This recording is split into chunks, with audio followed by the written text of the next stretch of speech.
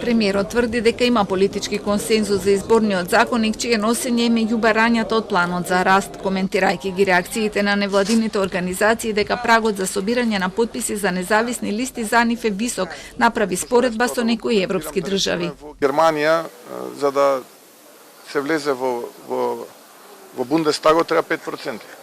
Сега во други држави 3-4 повеќе проценти, негде 5%. Сега видете, може да се појави некој што не е задоволен се. Ние не можеме, демократијата е таква да не можеме ние да забраниме задоволство или незадоволство. Ги прифаќаме тие пораки, ги анализираме и носиме најдобри решенија кои што одговараат на потребите на граѓаните, а не на поединци или на поедини невладени.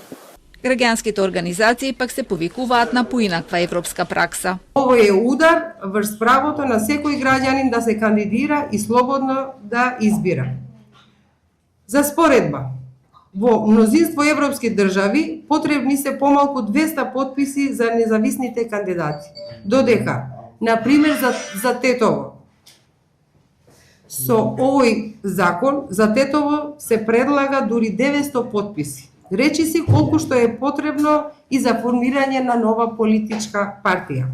Со новиот предлог се враќа процентуалното собирање на потписи според бројот на избирачи, но остана високиот праг за кандидатура во град Скопје од 3.500 потписи, што за граѓанските организации е антиуставно. Бара да не се изгласа и да се подготви нов закон. Пратениците од власта и од опозицијата кои ги предложија измените па ги предупредија дека ако не се изгласа законот ќе се создаде правен вакуум и независните нема да можат воопшто да учествуваат на избори. Откако Уставниот суд ги укина спорните членови со кои се зголеми потребниот број на потписи за кандидатура. Поради противењето на ДУ и на Левица, измените сепак не беа изгласани.